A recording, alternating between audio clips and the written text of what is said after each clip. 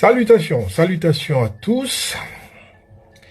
D'abord à tous les membres de notre nation communauté Coafro, c'est-à-dire les Africains descendants, et puis les amis des Africains descendants dans le monde. Je suis Alphonse Mbeke, aussi connu comme Bekentonga, Michilame Yodi. Je suis le fondateur de la coafrologie et puis, disons, le directeur et promoteur des instituts des études du monde africain contemporain et de l'organisation internationale Global Coafro. Deux concepts clés qui disent beaucoup pour les Africains et Africains descendants dans le monde. Voilà. Nous sommes en 2026 et c'est l'occasion pour moi en ce mois de janvier de ma naissance de vous dire tous mes remerciements pour le soutien inconditionnel que vous m'accordez depuis toutes ces années. Ça fait une vingtaine d'années que je travaille dans le concept de la coafrologie, que j'ai osé faire découvrir pour la première fois en 2007, ici en Grande-Bretagne. À l'époque, je le présentais comme un paradigme où j'annonçais au monde entier justement que j'allais m'y affairer, mais j'étais déjà convaincu, hypothèse entre les mains, que j'avais affaire devant moi à quelque chose de plus grand que ma personne.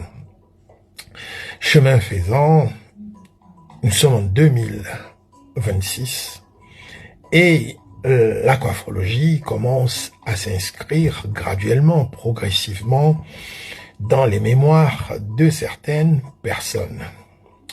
Mais ce que je voudrais dire d'abord, c'est que la coafrologie est une science qui a son aspect pratique, dans les états de l'AES. Et je ne peux pas vous dire comment je ressens chaque fois quand je suis ce qui se passe dans les États de l'AES, que ce soit au Burkina Faso, que ce soit au Mali, que ce soit au Niger.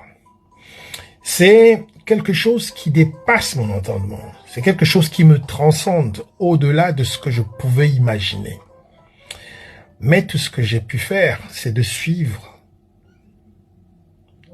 les recommandations que nos ancêtres nous ont laissées. Je n'ai fait qu'être guidé par les ouvrages que j'ai lus, de Marcus Garvey à William Dubois, passant par Georges Padmore, à, disons, tout ce que vous pouvez imaginer, Cheikh Anta Diop, Aimé Césaire, France Fanon, Walter Rodney, Ngugi Thiong'o, tout ce que vous pouvez imaginer comme être la crème de ce que nous avons comme pensée africaine ou alors pensée panafricaine. Et moi, tout ce que j'ai fait, c'est tout simplement de marcher, parcourir ces connaissances éparses comme ça et les ramener à quelque chose que je considérais comme quelque chose qui méritait d'être ce que cela devait être, que William Dubois interpellait déjà de tous ses voeux, c'est-à-dire une science africaine, et que John Henry Clarke aussi interpellait déjà de tous ses voeux, mais c'est-à-dire une science africaine. Et cette science-là, elle avait déjà suffisamment de concepts, d'éléments théoriques qui permettaient de faire en sorte qu'on la mette tout simplement en état de mouvement.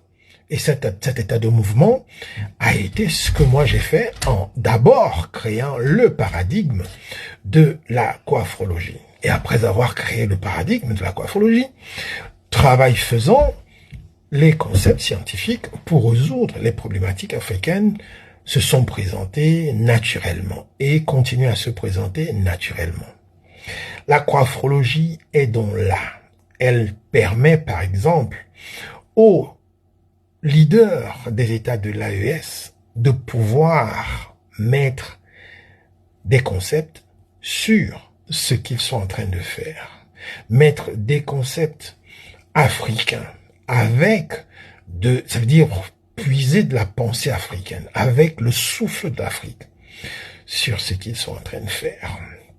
Voilà pourquoi aujourd'hui, c'est avec beaucoup de joie, c'est avec beaucoup de fierté que je vous présente une fois de plus avec ces vœux de fin d'année ce nouveau concept qui va permettre à l'Afrique de repenser à elle-même avec d'autres horizons encore beaucoup plus vastes qui vont permettre aussi un certain équilibrage à travers le monde, c'est-à-dire l'humanité tout entière.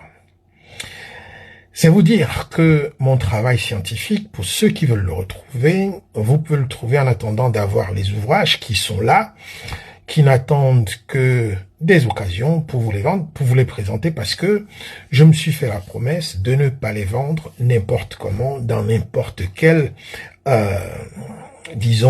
plateforme. Les ouvrages sont là. Si vous voulez les ouvrages sur la coiffologie, vous passez une commande et on vous envoie les ouvrages. Vous n'allez pas les trouver, qui traînent un peu partout, sur Amazon, j'en passe et d'autres. Non, parce que nous écrivons des ouvrages qui sont des échanges, qui sont au-delà de la commercialisation. Nous échangeons la connaissance, nous échangeons l'épistémologie nouvelle de l'Afrique. Sur ce point-là, pardonnez-moi de ne pas passer par les chemins conventionnels. C'est vraiment plus fort que moi. C'est pas moi qui décide de tout ça. C'est les esprits, c'est les ancêtres qui contrôlent, dirigent l'action que je mène, la mission qui est la mienne. Donc, si vous voulez les ouvrages, il y a les ouvrages, la coiffologie, la nouvelle science panafricaine qui est là, c'est déjà imprimé, la CEADA, la condition existentielle des Africains descendants qui est là, la spirito-psychopathologie qui est aussi finie. Il y a comme ça 5 livres cultes, livres clés qui sont prêts au cas où vous voulez démarrer pour comprendre ce que c'est que la coiffologie et commencer à vous guérir vous-même de votre colonialité. Donc voilà, c'est le travail que nous avons à faire.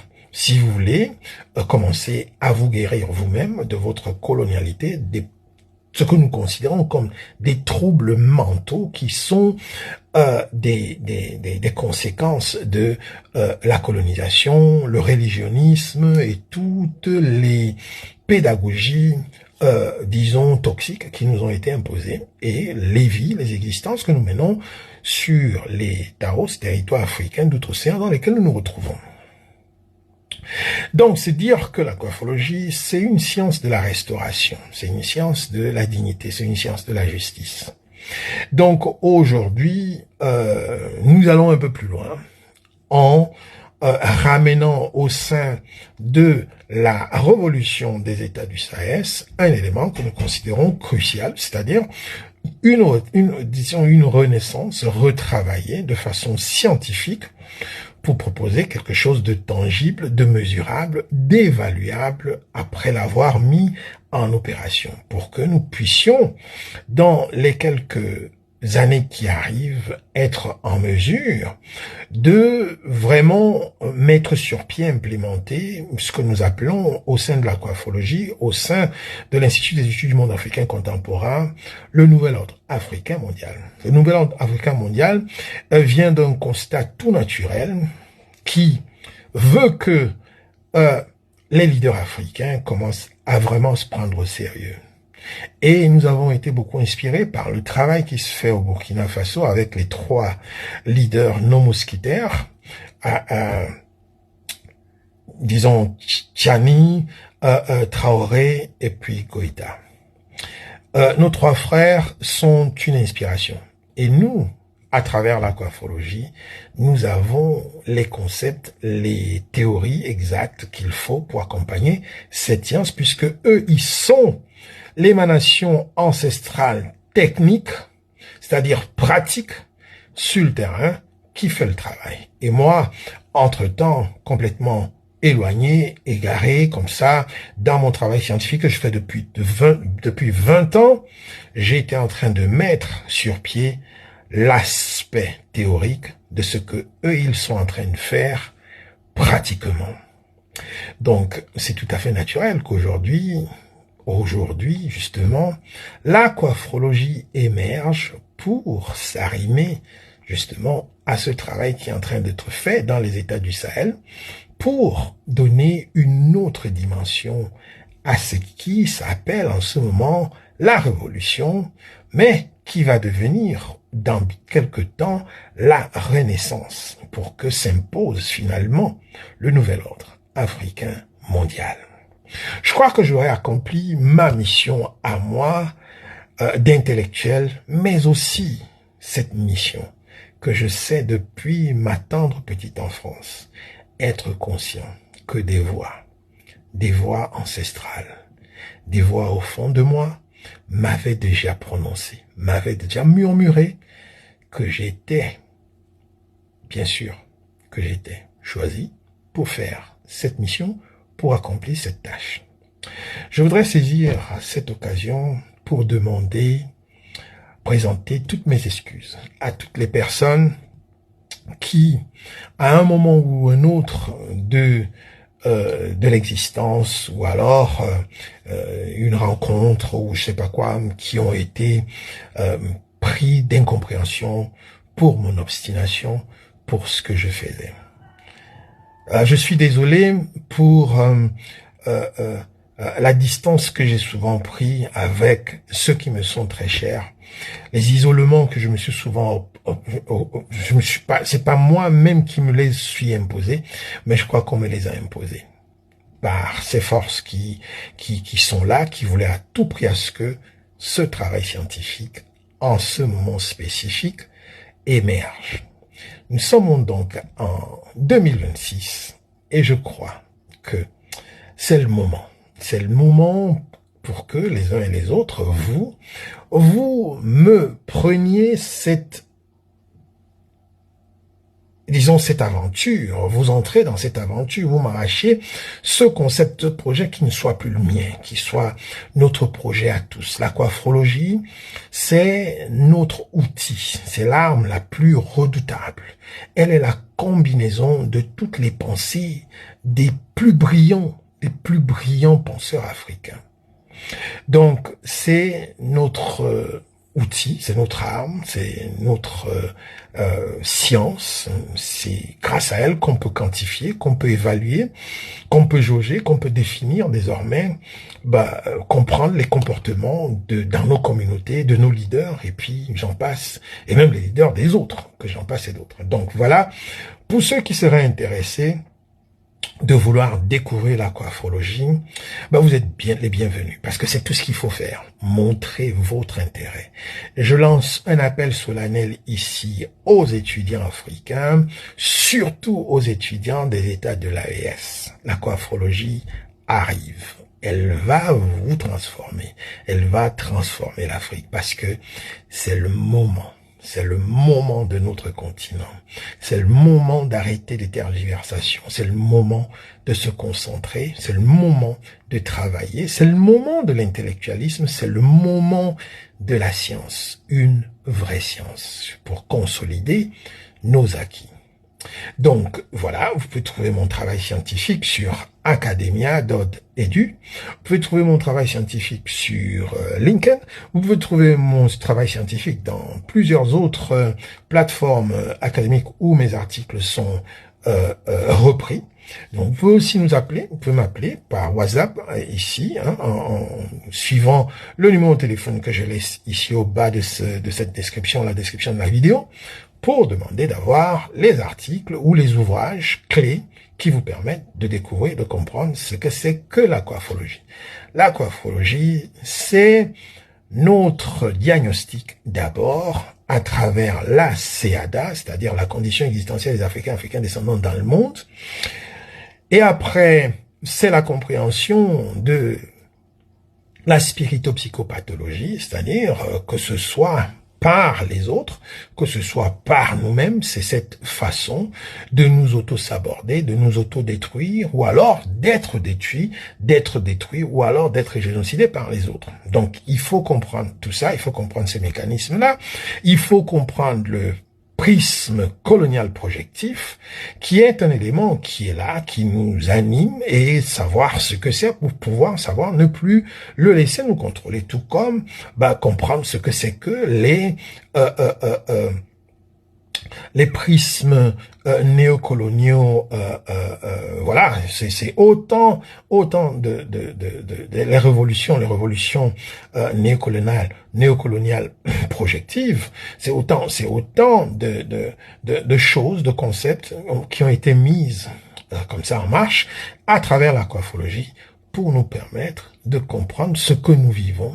Parce que désormais, nous avons pu mettre des noms, j'ai pu mettre des noms sur les phénomènes les plus importants de notre existence pour qu'on puisse les nommer et puisqu'on puisse les étudier, pour qu'on puisse les comprendre. Nous ne pouvons pas comprendre notre problématique africaine si nous ne créons pas des concepts qui définissent la phénoménologie que nous expérimentons. Si nous n'exprimons pas les problèmes, si nous ne sommes pas en mesure de conceptualiser les problèmes que nous traversons.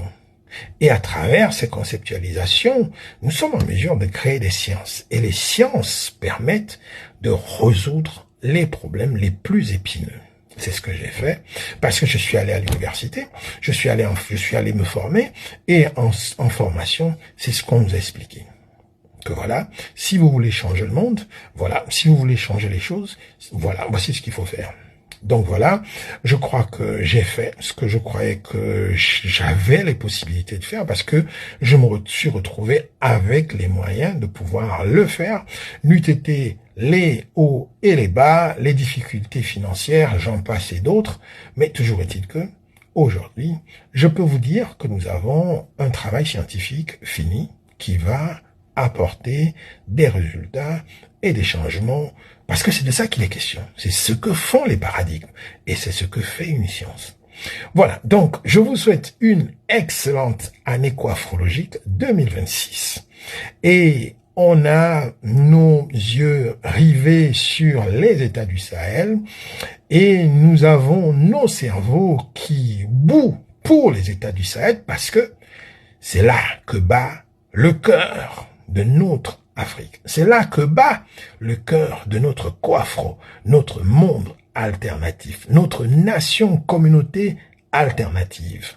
On veut vous dire aujourd'hui que nous voulons tout simplement trouver un endroit, un pays dans le monde, dans un des pays, dans notre monde africain contemporain, un pays en Afrique dans lequel moi, Alphonse Mpekentonga, Metilamayodi, je voudrais apporter à l'Afrique cette nouvelle science et ces nouveaux concepts puissants pour que chacun de vous, Africains, on retrouve tous la fierté d'être les premiers à occuper cette planète, les premiers à développer tout ce qui a pu être développé. Voilà, je vous remercie beaucoup. Je vous souhaite une très très bonne journée. N'hésitez pas de me contacter si vous avez besoin de moi dans vos conférences, dans vos événements, pour venir vous parler, vous présenter cette nouvelle science. Voilà, c'est fait pour aujourd'hui. Je vous dis à très bientôt. Ubuntu Kama. Allez, on se dit à très bientôt. Au revoir. Bye.